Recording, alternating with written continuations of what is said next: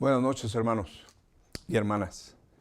Nuevamente comenzamos un estudio de la Santa Palabra de Dios y espero que tanto ustedes como yo estemos deseosos de abrir la palabra y encontrar todo ese caudal de verdad que allí está.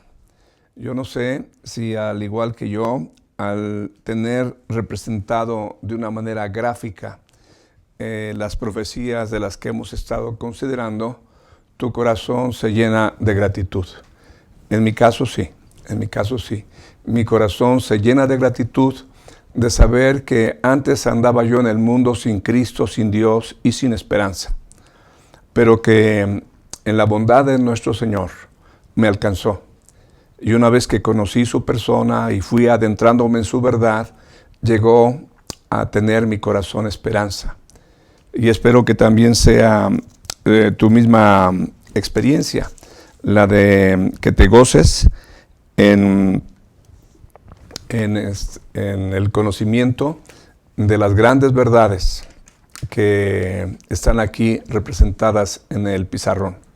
Quiero leerte un pasaje antes de comenzar propiamente el tema y orar. Dice: para que el Dios de nuestro Señor Jesucristo, el Padre de gloria, os dé espíritu de sabiduría y de revelación en el conocimiento de Él, alumbrando los ojos de vuestro entendimiento, para que sepáis cuál es la esperanza a la que Él os ha llamado y cuáles son las riquezas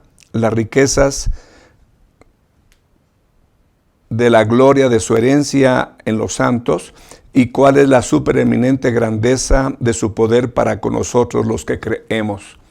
Así que es de capital importancia en la revelación que Dios nos transmite a través de su palabra, que tú y yo sepamos la esperanza a la cual Dios nos ha llamado. Y ese es el enfoque de todos estos estudios, horizontes proféticos. ¿Qué es lo que la Biblia proyecta hacia el futuro? Aquí está gráficamente representado. Vamos a orar para pedirle a nuestro Señor la intervención en esta noche. Padre, te damos las gracias porque en esta noche podemos levantar nuestro rostro a ti, bendecirte, alabarte, glorificarte y darte las gracias por la vida que tenemos, el tiempo que tenemos, la oportunidad que tenemos de a través de este medio de Facebook podernos conectar. Mis hermanos en su lugar, yo en su casa, en su hogar, yo también, nosotros también. Aquí David y Liana, con mi nieto Santiago, como familia pastoral, estamos aquí presentes y sirviéndoles a todos ustedes. Y gracias, Padre, porque podemos servir a los hermanos, podemos servirte a ti. Y esperamos, Señor, que sea un tiempo de enorme regocijo para mis hermanos y para mí, el poder penetrar en tu palabra. En el nombre de Jesucristo. Amén. Voy a pedirles que por favor vayan a Primera Tesalonicenses capítulo 1, versículo 10. Ese fue el último versículo que consideramos el día de ayer, que a la letra dice: y esperar de los cielos a su Hijo, al cual resucitó de los muertos, a Jesús, quien nos libra de la ira venidera. Les comentaba yo el día de ayer que ya previamente Juan el Bautista había hablado de la ira venidera a la gente que llegaba al río, se arrepentía de sus pecados, y él les decía que quién los había enseñado a huir de la ira venidera. Esas palabras dan a entender que hay una manera de cómo escapar de algo que está en camino, de algo que está en el futuro, pero que se va acercando a medida que pasan los años, los siglos. Y entonces el Señor Jesucristo, Él, según el pasaje, dice: y esperar de los cielos a su Hijo, al cual resucitó de los muertos, a Jesús, quien nos libra de la ira venidera. Aquí se nos aclara en el versículo 10 que es Jesús el que nos libra de la ira venidera. Y les decía yo que al hablar de la ira venidera se está proyectando a hechos futuros. Y entonces nos preguntamos a qué ira venidera podrá estarse refiriendo el apóstol Pablo. Yo les decía que se está refiriendo a esta etapa a la cual el Señor Jesús le llama tribulación y gran tribulación. Recuerdo haber escuchado la explicación de una persona, de un hermano tocante a qué significa tribulación de una manera muy gráfica. Entonces él decía, hagan de cuenta que un costal se llena de vainas de frijol y se le da a una persona un palo y al otro también. Y entonces hay que desgranarlo.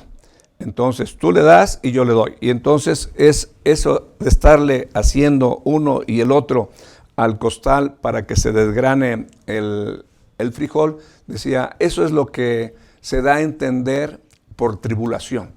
Y de acuerdo a lo que leemos en Mateo 24, o si quieres leerlo en Marcos capítulo 13 o Lucas capítulo 21, ahí se habla de las grandes cosas, no de todas las cosas, pero se señalan cosas que van a ocurrir en ese tiempo tan terrible. ¿Por qué no me acompañas rápidamente a Apocalipsis capítulo 6?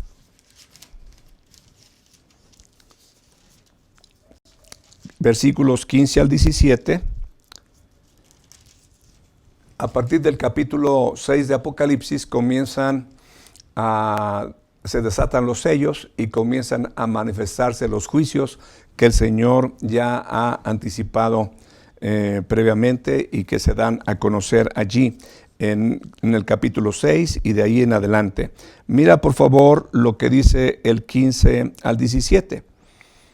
Y los reyes de la tierra, y los grandes y los ricos, los capitanes, los poderosos y todo siervo y todo libre, se escondieron en las cuevas y entre las peñas de los montes, y decían a los montes y a las peñas, caed sobre nosotros y escondednos del rostro de aquel que está sentado sobre el trono y de la ira del Cordero, porque el gran día de su ira ha llegado.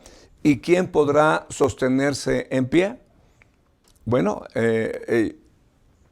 está diciendo el pasaje que leímos en Tesalonicenses, y esperar de los cielos a Jesús, quien nos libra de la ira venidera. Nos está librando de esta ira. Y ve por favor en Apocalipsis capítulo 16. Vamos a leer nada más el versículo 1. Dice así. En el capítulo 16 está el desglose del contenido de cada una de las 7 copas de ira. Dice en el versículo 1, oí una gran voz que decía desde el templo a los 7 ángeles, id y derramad sobre la tierra las 7 copas de la ira de Dios. Entonces, por un lado está la ira del Cordero, por otro lado está la ira de Dios, y sin duda será un tiempo de enormes dificultades para los habitantes de la tierra. Nosotros como iglesia del Cordero, nosotros no esperamos la tribulación. Nosotros esperamos a nuestro Señor Jesucristo, el cual nos libra de la ira venidera. Pasemos al capítulo 4 de Tesalonicenses, a partir del versículo 13.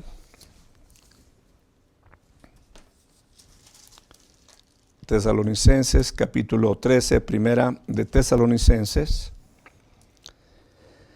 Voy a leer del 13 al 17, sobre eso se va, hasta el 18 también, sobre eso se va a centrar mayormente la explicación de esta noche en cuanto a la venida del Señor.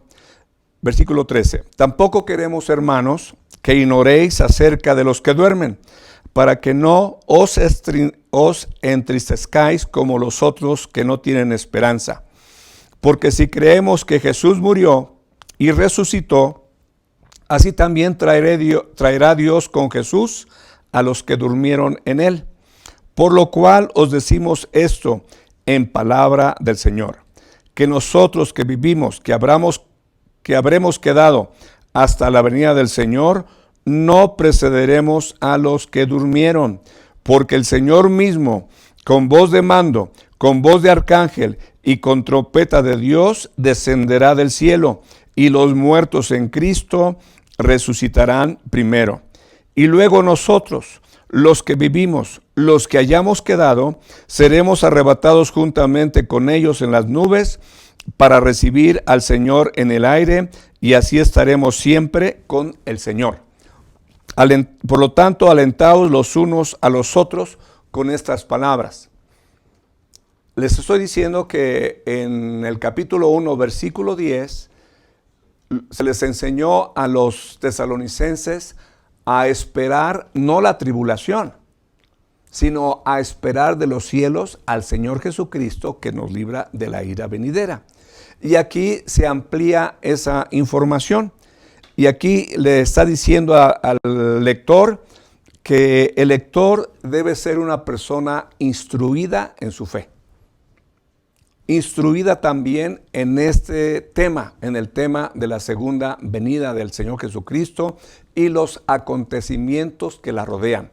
Cuando el Señor Jesucristo en Mateo 24, hablando de la abominación desoladora de la que habló el profeta Daniel, dice lo siguiente: el que lee, entienda.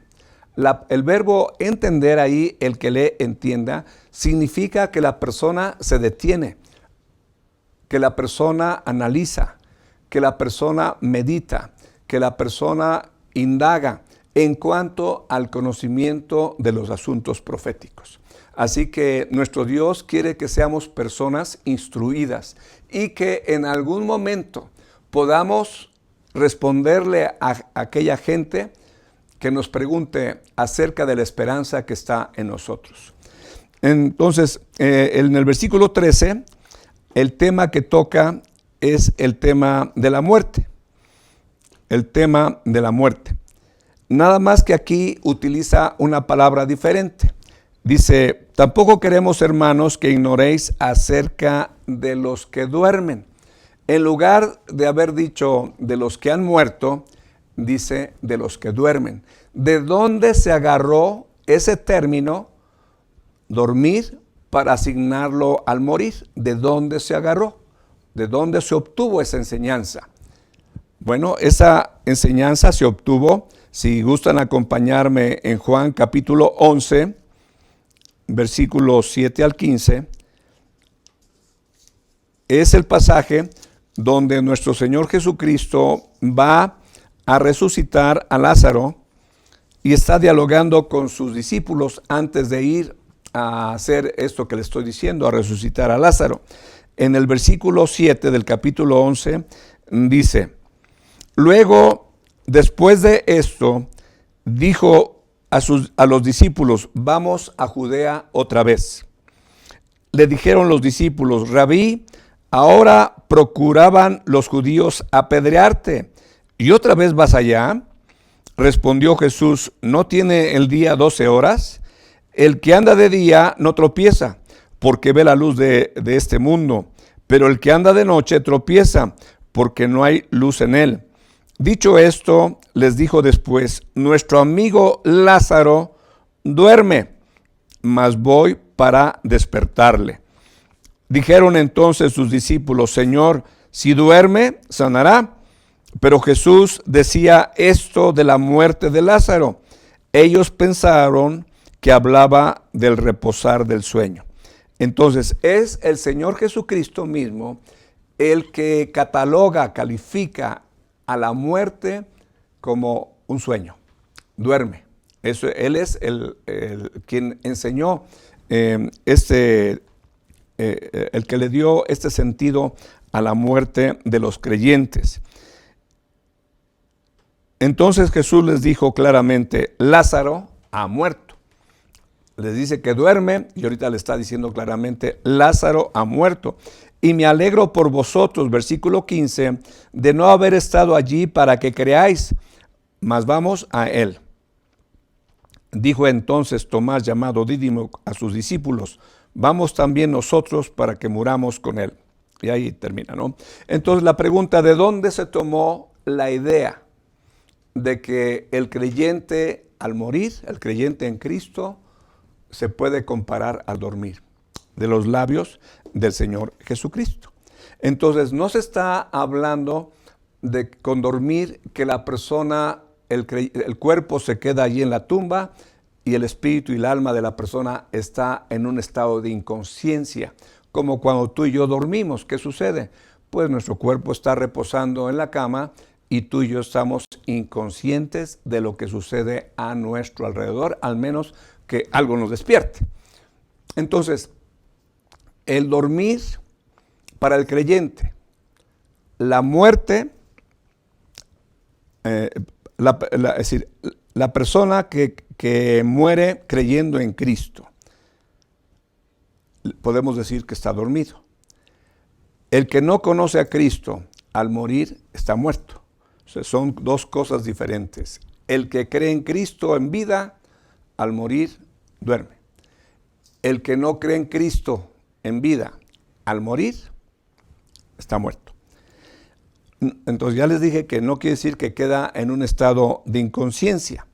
La idea es que despierta en el momento de la resurrección. Lo que despierta es el cuerpo, porque el espíritu y el alma no están en estado de inconsciencia.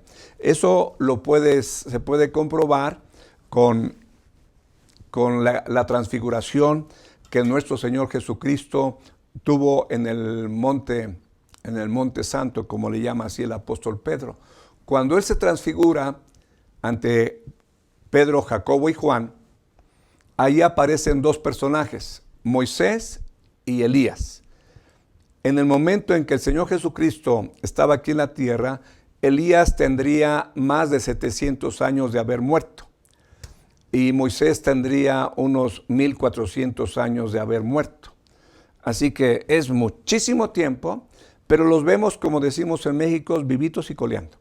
Ahí están platicando con el Señor Jesucristo. No están en un estado de inconsciencia. El Señor Jesucristo, al hablar de la muerte de Lázaro y del rico, allí también se nos dice que las personas no entran en un estado de inconsciencia, ni los incrédulos ni los creyentes.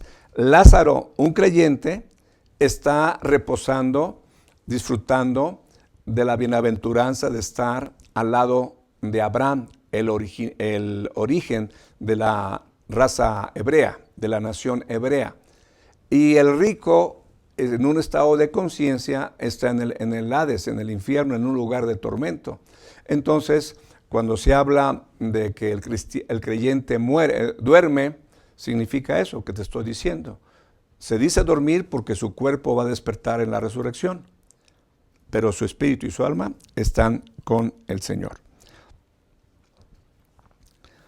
Ahora, aquí les dice, volviendo a Primera Tesalonicenses, capítulo 4, dice: no queremos, hermanos, que ignoréis acerca de los que duermen. Toda esa explicación se las di por el término dormir aquí, para que no os entristezcáis como los otros que no tienen esperanza. La esperanza a la cual Dios quiere que tú conozcas, y el apóstol Pablo le pide al Padre que nos des espíritu de sabiduría y de revelación en el conocimiento de Él, y para que podamos conocer el contenido de la esperanza, es para que cuando muera tu pariente o cuando muera mi pariente, nuestro corazón no se entristezca. ¿Por qué? Porque interviene el elemento de la esperanza. Cuando murió mi mujer hace más de 4 años, la esperanza en saber a dónde iba, con quién iba y a qué iba, trajeron a mi corazón esto. Se mitigó la tristeza, se mitigó el dolor, porque era superior mi convicción de que ella está disfrutando de la esperanza que Dios nos dio en Jesucristo. Era más importante para mí que ella gozara de eso que ella creyó y esperó y ahora estaría disfrutando. Era más importante para mí su gozo, su alegría, su regocijo, su bienestar eterno que la ausencia en mi vida. Eso me ayudó a pasar rápido por el asunto. La gente dice que se pasa el duelo y pues yo no tuve ningún duelo. ningún duelo. Dios llenó tanto mi corazón, porque yo me imaginaba, ¿qué estará haciendo Susi ahorita? Posiblemente ya le dieron su piedrecita blanca, posiblemente ya le pusieron su túnica, sus vestimentas, posiblemente está participando en algún culto de adoración al Padre y al Cordero. Tal vez está ahí postrada junto a los 24 ancianos. Tal vez ya conoció a los 4 seres vivientes. Y me la pasaba disfrutando, imaginando de lo que recibiría Susi. Es la esperanza. La esperanza mitiga, suaviza el dolor, la pena, la tristeza. Versículo 14. Porque si creemos que Jesús murió, perdón, Santiago, tráeme el reloj, ¿sí? Se me pasó, está en mi escritorio, y me lo pones aquí, por favor, hijo. Mira, ahí me lo pones. Versículo 14. Porque si creemos que Jesús murió y resucitó, así también traerá Dios con Jesús a los que durmieron en él.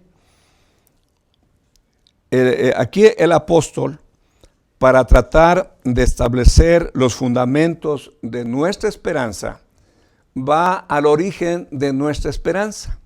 ¿Dónde está el origen de nuestra esperanza? Dice, porque si creemos que Jesús murió y resucitó, porque si Cristo murió pero no resucitó, ¿cuál esperanza? No hay ninguna esperanza. Pero como Cristo murió y resucitó y ascendió, porque está a la diestra del Padre, porque dice el pasaje, porque si creemos que Jesús murió y resucitó, así también traerá Dios con Jesús. ¿Dónde está Jesús? ¿Dónde está Jesús? Pues con el Padre. Y entonces es el Padre el que traerá a Jesús con los que durmieron en él. En el capítulo 1, versículo 10, que ya hemos leído, en el anterior versículo 9, ahí se nos dice que es Dios quien resucitó al Señor Jesucristo. Es Dios el Padre quien lo resucitó. Y entonces ahora en el versículo 14 es Dios el Padre el que dice aquí, así también traerá Dios con Jesús, ¿a quiénes? A los que durmieron en él. Los que son de la congregación que pastoreo, usted recordará al inicio de la congregación que estaba el tío Charlie, mi tío, que murió. Y después falleció de nuestra congregación el hermano Alfredo. Después falleció nuestro hermano Fernando y nuestra hermana Raquelito. Y después falleció mi esposa. Son los 5 de los que recuerdo que fueron miembros de nuestra iglesia. También el hermano José Guadalupe, el esposo de la hermana Magda. Pero ellos no comenzaron la iglesia. Pero yo les dije al inicio de la iglesia, hermanos, prohibido morirse en los próximos 20 años. Porque yo les invito a que veamos la obra que Dios va a hacer en la iglesia. Fueron unos desobedientes, se fueron. Está bien, los perdonamos, Dios los bendiga.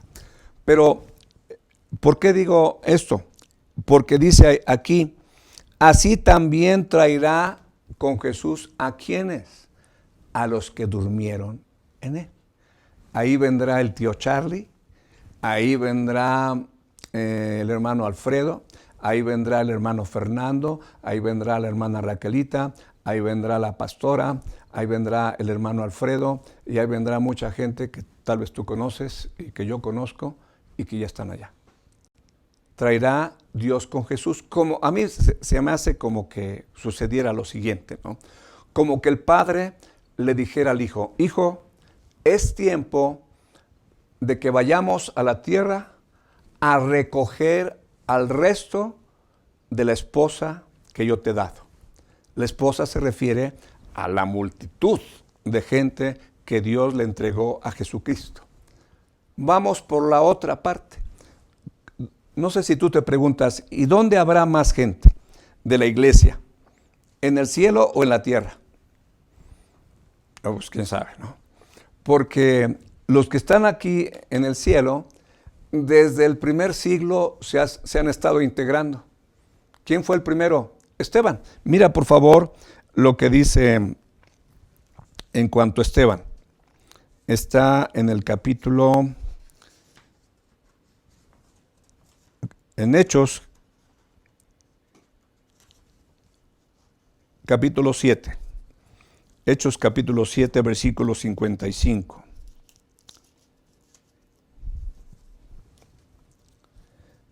Hechos capítulo 7, versículo 55. Dice así: pero Esteban, lleno del Espíritu Santo, puesto los ojos en el cielo, vio la gloria de Dios.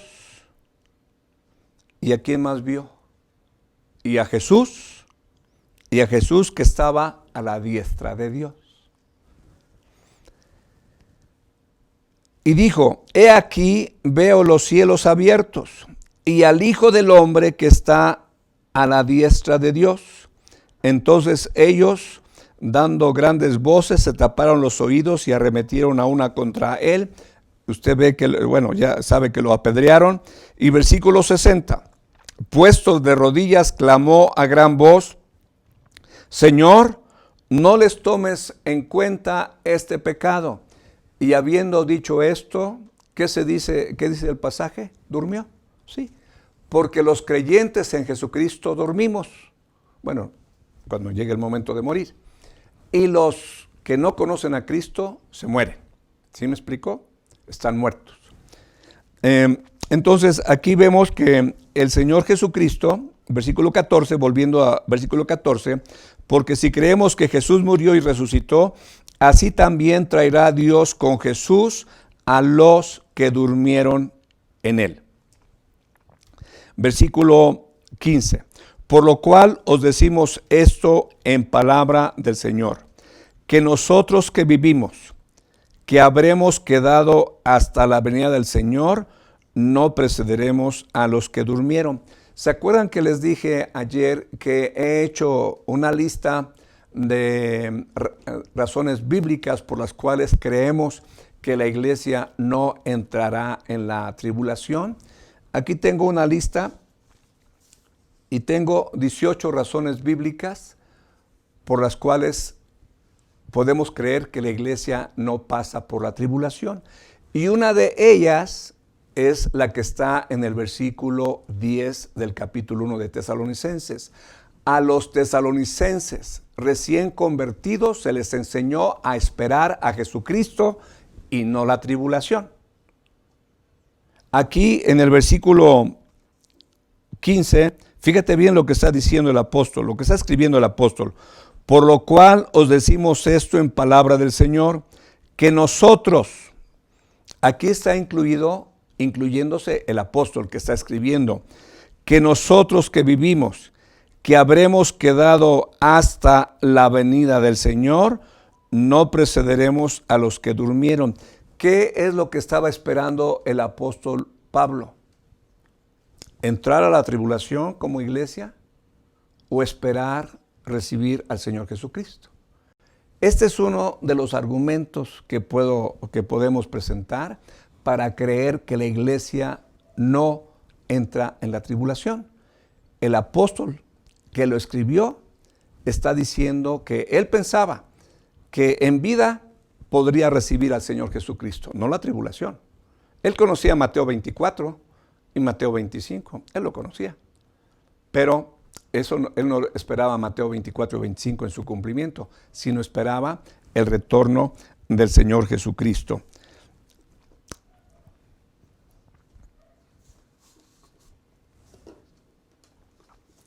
Dice en el pasaje entonces, vuelvo a leerlo. Por lo cual os decimos esto en palabra del Señor, que nosotros que vivimos, que habremos quedado hasta la venida del Señor, no precederemos a los que durmieron. Entonces hay un orden en los acontecimientos. Viene el Padre, el Padre trae con Jesús. ¿A quiénes trae con Jesús? A los que durmieron en él. Es una enorme compañía. no sé, millones y millones y millones de creyentes en Jesucristo que durmieron. Y traerá Dios con Jesús a los que durmieron en él. Y entonces la iglesia que viene del cielo, viene el Padre, el Hijo y todos los que durmieron. Y los que estemos aquí en la tierra, pues no es que estemos aquí juntos, aglutinados en alguna área, en alguna superficie esperando de los cielos. No, eso será repentino. Simplemente el Señor viene con ellos. ¿Y qué sucede? Dice en el versículo 16, porque el Señor mismo, con voz de mando, con voz de arcángel y con trompeta de Dios, descenderá del cielo, y los muertos en Cristo resucitarán primero. Ese es el orden. La iglesia triunfante, les decía yo el día de ayer, que a la iglesia, al grupo, a esta nueva clase de humanidad, que habiendo aceptado a Cristo, llegan a ser hijos del Dios viviente, adoptados por el Padre, recibidos en plenitud de derechos, haciendo de ellos herederos de Dios y coherederos con Cristo. Esas personas que están aquí presentes en su espíritu y su alma, su cuerpo está en la tierra.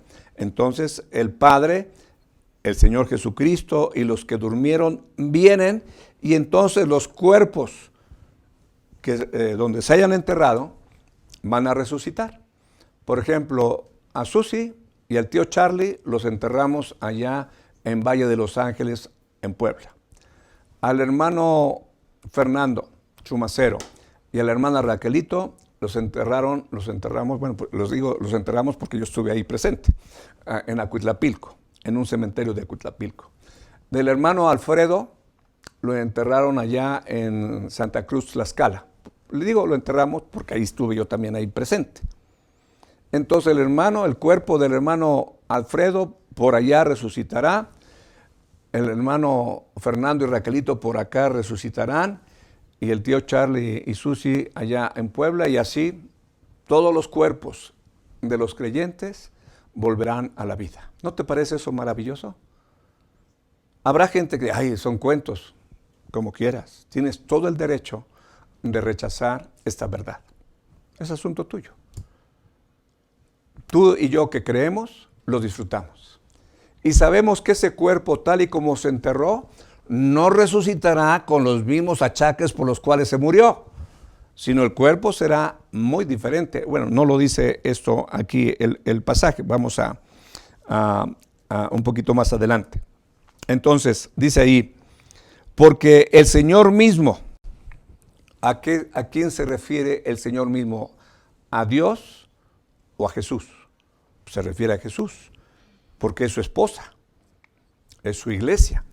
Dice ahí, porque el Señor mismo, con voz de mando, es decir, con voz de mando es un término militar, y la autoridad que da la voz es indiscutible. Así como cuando el Señor Jesucristo se para delante de la tumba de Lázaro, les dice, quiten la piedra. Pero Señor, es que ya tú quita la piedra, tú te fijes en eso. ¿Ya? ¿Y qué es lo que dice el Señor Jesucristo? Lázaro, ven fuera. No, Él no hace así. Él, de manera poderosa, potente, con toda la autoridad que el Señor Jesucristo tenía de parte del Padre, ¿qué es lo que le dice? Lázaro, ven fuera. Y con una voz, ¿tú crees que el diablo podía hacer algo para interponerse? No podía hacer nada. Tenía que soltarlo. Porque aún Jesucristo no había recuperado, le había quitado las llaves de la muerte y del Hades al diablo. Entonces, ahí está la voz de mando, con una autoridad indiscutible. No puede hacer nada a nadie para impedirlo. La ciencia, con toda su tecnología y su ciencia aplicada, no puede. El gobierno, con los gobernantes que quisieran impedirle a Jesucristo, no vengas a hacer aquí tus cosas. Nadie puede impedir que Jesucristo, el Rey del Universo, venga por los que le pertenecen. Y la iglesia triunfante que viene del cielo va a recibir su cuerpo, un cuerpo inmortal. Fue mortal, será inmortal. Fue corruptible, será incorruptible. Se sembró en debilidad, resucitará en poder. Será un cuerpo maravilloso, porque imagínate nada más que tú y yo estemos con nuestro cuerpo toda una eternidad, cuando tu cuerpo y el mío, pues ya tiene varias cosas que no le funcionan correctamente.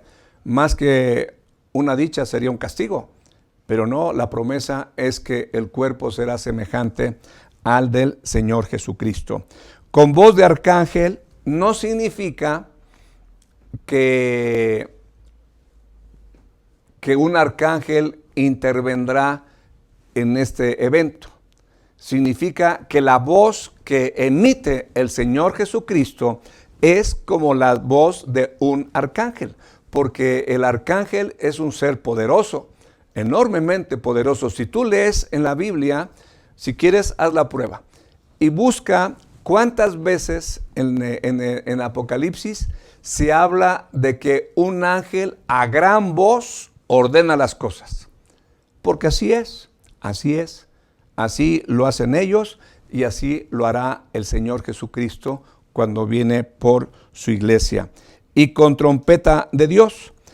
La trompeta de Dios, tenemos que ir al Antiguo Testamento y ver que las trompetas se comenzaron a utilizar en el desarrollo de la vida nacional del pueblo de Israel. Moisés de alguna manera mandó hacer trompetas de plata y otras de carnero, y vemos ahí que en el Antiguo Testamento que se tocaban trompetas para llamarlos a reunirse alrededor del tabernáculo, para alistarse para la guerra o también para alguna convocatoria ceremonial importante. Eran los tres usos mayores de las trompetas. En este caso se nos está diciendo que hay una trompeta. Eso está en Primera de Corintios capítulo 15, por favor, si eres tan amable. Capítulo 15, versículo 52. Leo desde el versículo 51. Primera Corintios 15, versículo 51 dice: He aquí os digo un misterio, no todos dormiremos, pero todos seremos transformados. Aquí agrega un dato el apóstol Pablo que no nos dice en Primera Tesalonicenses. ¿Cuál es el dato que no nos dice?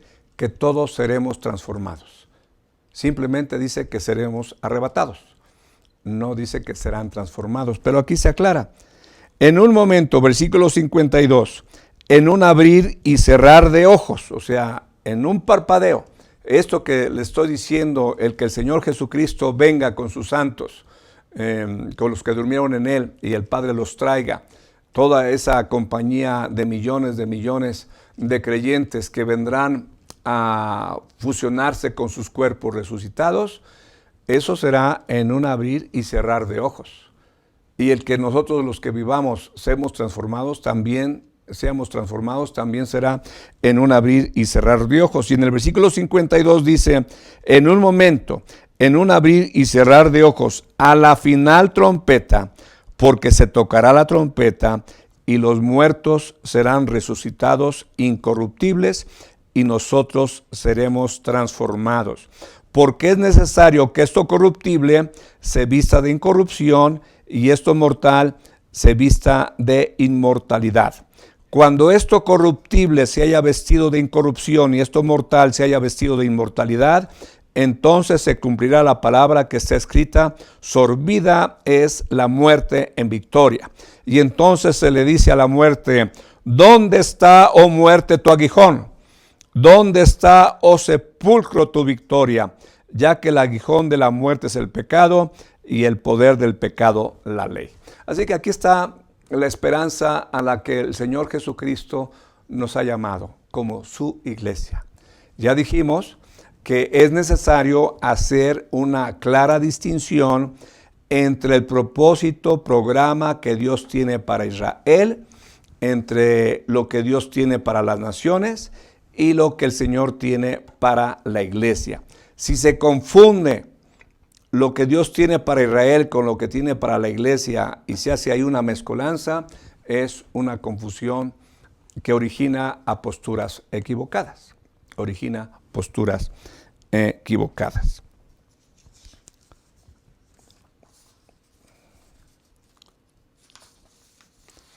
En el versículo 16, volviendo a Primera Tesalonicenses, capítulo 4, versículo 16,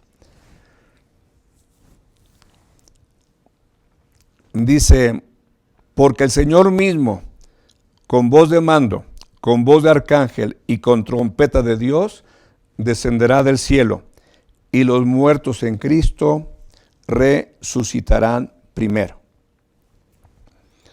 Ya explicamos este versículo, ya explicamos que habrá un orden de acontecimientos y la iglesia triunfante, la que está en el cielo, viene y se unirá a su cuerpo, un cuerpo glorificado, un cuerpo semejante al cuerpo del Señor Jesucristo, un cuerpo que tiene las características que ya les mencioné, de incorruptible, inmortal, lleno de poder, de gloria. Y en el versículo 17. Luego nosotros, los que vivimos, los que hayamos quedado, seremos arrebatados juntamente con ellos en las nubes para recibir al Señor en el aire.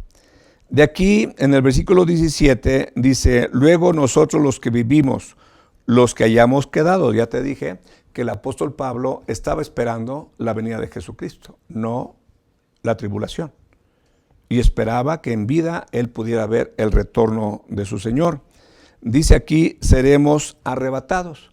De aquí surge, de esa palabra surge que a este evento que el Señor Jesucristo viene por su iglesia, se le llama arrebatamiento, se le llama rapto, o se le llama el retorno de Jesucristo por su iglesia. De cualquier manera, nos estamos refiriendo al mismo acontecimiento que el apóstol Pablo, que andaba por aquí viviendo, esperaba el retorno de su Señor, el retorno del Señor Jesucristo. No esperaba que pasara por la tribulación y en algún punto de la tribulación que el Señor Jesucristo viniera. ¿Por qué? Porque Él les enseñó que Jesucristo nos libra de la ira venidera. Y este periodo es donde se desarrolla o se desata, se descarga la ira del Cordero y la ira del Padre. En este periodo, entonces, allí el apóstol Pablo está esperando este acontecimiento y no este acontecimiento. Repito esto porque quiero que animarles a que se quede completamente grabado. El cuerpo será transformado. De sembrarlo de manera mortal, resucita inmortal. Se enterró corruptible, resucita incorruptible. Se enterró en debilidad, resucita en poder. Se enterró en deshonra. ¿Por qué en deshonra? Porque cuando Dios le dice a Adán, le dice a Adán, polvo eres y al polvo volverás. Dios no creó al ser humano para que muriera. Dios creó al ser humano para que viviera para siempre. Y le dio un árbol que se llama el árbol de la vida. Y en la medida que él pudiese estar comiendo de ese árbol de la vida, podría él vivir por siempre. Entonces es una deshonra para el ser humano el morir, porque no fue creado para él. a causa del pecado de Adán y del tuyo y del mío, es que tenemos que ir al hoyo.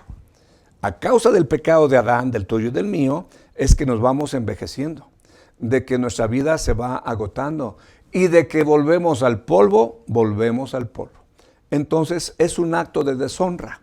Pero cuando resucite, ya no resucitará para no volver a morir,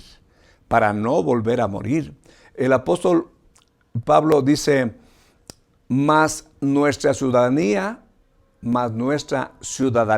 está en los cielos, de donde también esperamos al Señor Jesucristo, el cual transformará el cuerpo de la humillación nuestra y será semejante al cuerpo de la gloria suya. Aquí te quiero dar otra razón por la cual, ya te he dado 3 razones por las cuales la iglesia no pasa por la tribulación. En primera de Tesalonicenses 1:10 se les enseñó a esperar a Jesús de los cielos y que Él nos libraría de la ira venidera. Segundo, que el apóstol Pablo esperaba el retorno de Jesucristo y no la tribulación. Y el tercero te lo acabo de mencionar, mas nuestra ciudadanía está en los cielos. Esto es para tratar con Israel y con las naciones, con los moradores de la tierra. El Señor Jesucristo, cuando habló, oró, hizo la oración. Si me da tiempo de que vayamos a este pasaje. Vamos, por favor, a Juan capítulo 17. Juan capítulo 17.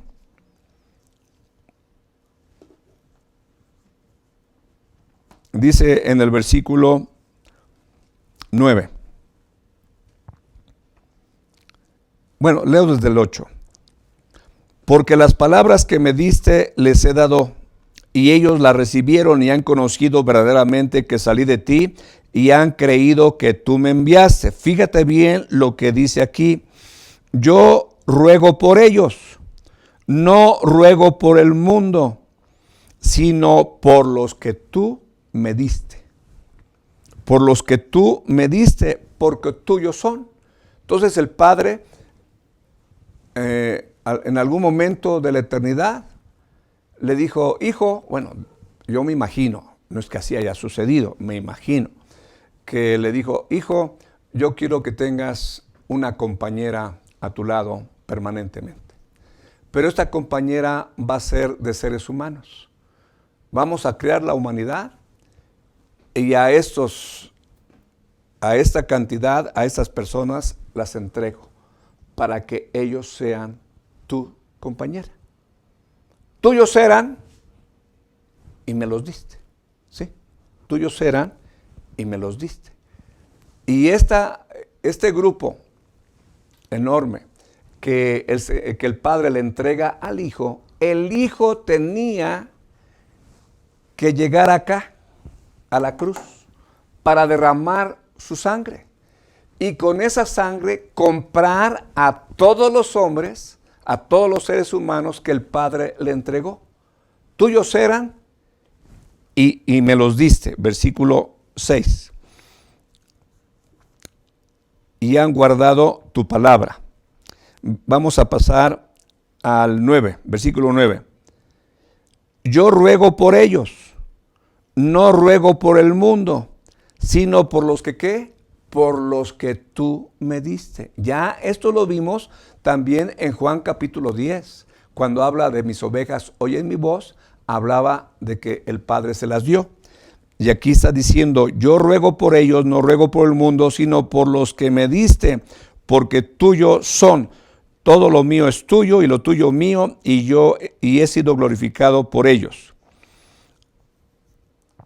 Luego dice en el versículo 14, yo les he dado tu palabra, y el mundo los aborreció. Fíjate qué es lo que dice ahí, fíjate. Porque no son del mundo, como tampoco yo soy del mundo. No ruego que los quites del mundo, sino que los guardes del mal. No son del mundo, vuelve a repetir, no son del mundo, como tampoco yo soy del mundo. Entonces, nosotros, la iglesia de Jesucristo, la nueva clase de humanidad, los redimidos por la sangre del Cordero, los que han sido hechos herederos de Dios y coherederos con Cristo, los que están sentados en lugares celestiales, todas estas personas están en el mundo, pero no son del mundo. Ya les dije que el apóstol Pablo dice, mas nuestra ciudadanía está en los cielos. Él entendía que no era del mundo y que su ciudadanía estaba allá en los cielos. Esta es una de las razones que se agregan a la lista de por qué la iglesia no entrará en la tribulación. Porque estos acontecimientos están para probar a los moradores de la tierra, los que establecen y creen que no hay nada más que lo que tenemos aquí en el presente y comamos y bebamos porque mañana moriremos. A esas personas que destruyen la tierra y que hacen el mal y que rechazan a Dios, esto es un trato con Israel y con las naciones, no con la iglesia. Ya no tiene nada que tratar Dios con nosotros. Lo que tenía que tratar se trató en el Calvario. Ahí se pagó todo. Nos justificó el Señor Jesucristo. Que tú y yo tengamos que ser afligidos con diversas pruebas, para que sometida a prueba nuestra fe mucho más preciosa que el oro, el cual, aunque perecedero se prueba, nuestra fe sea hallada en alabanza, gloria y honra. Sí, eso estamos en el mundo, pero no somos del mundo, y mientras estamos en el mundo, tenemos que padecer. Dios me ha enseñado que para crecer hay que padecer. ¿Quieres crecer? Pues tienes que padecer. No quieres padecer, pues te quedarás igual de enano, aunque no creo que Dios te deje en esa condición. Entonces, esta es una razón adicional para decirles que no pasamos por la tribulación. Y hay 15 más, bueno, cuando menos. Yo creo que podría yo encontrar más. Si a usted le interesaría que tuviéramos un mensaje dedicado únicamente a analizar las razones bíblicas por las cuales no vamos a pasar por la tribulación, con mucho gusto lo preparamos y podemos tratarlo. Pero no tiene caso que trabaje yo en un tema así, si nada más lo vamos a escuchar David, Ileana, Santiago y yo, aquí en la casa, pues no tiene caso. Pero si hay alguien que tiene interés, pues dígame y con gusto. Bueno, no hemos terminado. Volvamos a Tesalonicenses.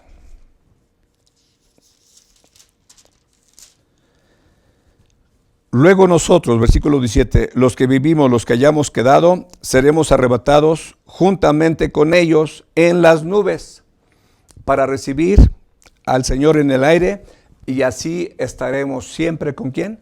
Con el Señor. Hay otros dos textos en donde el apóstol Pablo habla de estar con Cristo. Dice en Filipenses, ya no lo leemos porque ya no tengo tiempo, pero en Filipenses capítulo 1, ahí por el 23, si mal no recuerdo, dice, yo estoy puesto en estrecho. Tengo el deseo de partir y estar con Cristo, lo cual es muchísimo mejor. Ahí es cuando él dice, tengo el deseo ¿de qué? De partir. De irse. De partir se refiere a irse al cielo, no irse a, si estaba en Roma, irse a Tesalónica, o si estaba en Tesalónica, irse a Judea. No, está hablando de partir y estar con Cristo. Aquí nos dice también que seremos arrebatados juntamente con ellos en las nubes para recibir al Señor en el aire, y así estaremos siempre con el Señor. También en Juan capítulo 14 les dice, y si me fuere y os prepararé el lugar, vendré otra vez y os tomaré a mí mismo para que donde yo estoy, vosotros también estéis. Entonces, ¿qué es lo normal que haya entre un esposo y una esposa? Digo, ¿qué es lo normal cuando se aman? Cuando están enamorados. Porque llega un momento que se pierde el amor y que mientras más lejos estén mejor. Ahí me recuerdo de una señora, una hermana que nos decía, la presencia de mi marido en mi casa es como si tuviese yo atravesado un colchón en las piezas. ¿Eso qué significa? Que es una molestia. ¿Sí? Yo entiendo que para muchas personas, habiéndose casado, se perdió el amor, se perdió el encanto, ahora nada más se soportan y ya no está el interés de estar juntos. Pero no es el caso del Señor Jesucristo con su amada, la esposa del Cordero, para que donde yo estoy, vosotros también estéis. Donde yo estoy, diría Jesucristo, está mi esposa. Donde está mi esposa estoy yo, inseparables.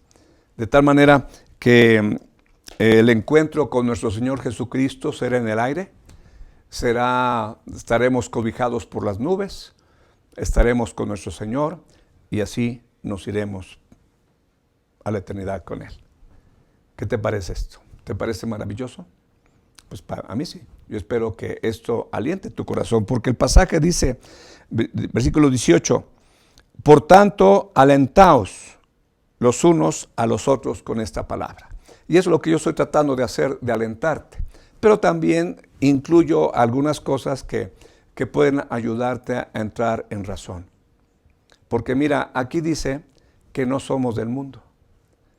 El apóstol Juan dice, oh almas adúlteras, ¿no sabéis que la amistad con el mundo es enemistad con Dios? ¿No sabéis eso? No, eso lo dice Santiago, no es Juan. Es Santiago el que lo dice. Oh almas adúlteras, ¿no sabéis que la amistad con el mundo es enemistad con Dios? ¿O ignoráis que el Espíritu que Dios ha hecho morar en ustedes los anhela celosamente? Juan dice, no améis al mundo, ni las cosas que están en el mundo. El amor del Padre, porque el que ama al mundo, el amor del Padre no está en él. Visitando a una persona, me dijo, pastor, desde que usted nos animó a dejar de estar viendo la televisión, mi vida cambió radicalmente. Ah, sí, cuéntame. Y me decía, sí, porque llegaba yo a la casa y lo primero que hacía es prender la televisión. Preparaba yo la comida oyendo lo que estaba en la televisión, agarraba yo mi comida y me iba a sentar enfrente de la televisión y a comer. Pero una vez que usted nos guió a dejar de estar viendo televisión y buscar en ese tiempo al Señor, mi vida cambió. Porque entonces ya todo el tiempo lo he estado dedicando a Él. Y mira, cuando tú llegas a tu casa y prendes la televisión, lo que se proyecta en la televisión influye en la atmósfera del hogar. Si te pones a ver de esas mugrosas, una vez visitando a unas personas, tenían la televisión puesta, era de noche, y pues sin querer estaba yo enfrente de la televisión, estábamos en la mesa, me invitaron a cenar, y ahí en la televisión pasaron escenas desagradables. Yo tuve que desviar la mirada porque no tengo interés en que mis ojos vean eso. Cuido mis ojos y cuido mi corazón. Yo te animo a que toda esta esperanza haga cambios en tu vida. Y si eres una persona aficionada a las cosas del mundo, pues yo te animo a que cuides tu vida y cuides tu corazón. Porque de acuerdo a Santiago, el Señor está en contra tuya. Porque dice, oh almas adúlteras, ¿no sabéis que la amistad con el mundo es enemistad con Dios? Dios está en contra de ti. Dios está en contra de esa actitud mundana, carnal, superficial, vana. ¿Sí? Dios está en contra de ti. No digo que no te ama. Sí te ama, pero no porque te ama te solapa las cosas. Tiene que haber cambios. Y yo espero que estos mensajes vayan sensibilizando tu conciencia de que es importante prepararnos para la venida del Señor. Hemos hablado nada más de la venida, de los acontecimientos, y en algún momento meto alguna enseñanza que tiene que ver con la preparación. Pero es importante que analicemos el tema preparándonos para la venida del Señor Jesucristo. Y eso lo vamos a desarrollar la próxima semana, preparándonos para la venida del Señor Jesucristo. Y yo creo que con eso que te voy a compartir, si quieres acompañarnos, termina mi participación en estas noches. Concluyendo con el tema, preparándonos para la venida del Señor Jesucristo. Porque si tú crees que todos los que asisten a la iglesia, a las congregaciones, pertenecen a esa nueva clase de humanidad, te equivocas. El Señor Jesucristo aclaró muy bien esto cuando dijo, no todo el que me dice Señor, Señor, entrará en el reino de los cielos, sino los que hacen la voluntad de mi Padre que está en los cielos. ¿Y qué es lo que hacen los que creen en Jesucristo? Rompen sus relaciones con el mundo, rompen sus relaciones con la carne, rompen sus relaciones con esa vana manera de vivir que nos ha enseñado el mundo a los que habitamos en él. Así que vamos a concluir en esta noche. Padre, gracias por este momento, gracias por la oportunidad de estudiar tu palabra, gracias porque solicitamos la ayuda del Espíritu Santo y yo creo que la tuvimos. Mis hermanos recibieron tu palabra y yo te ruego que les guíes a tomar decisiones sabias. En el nombre del Señor Jesucristo.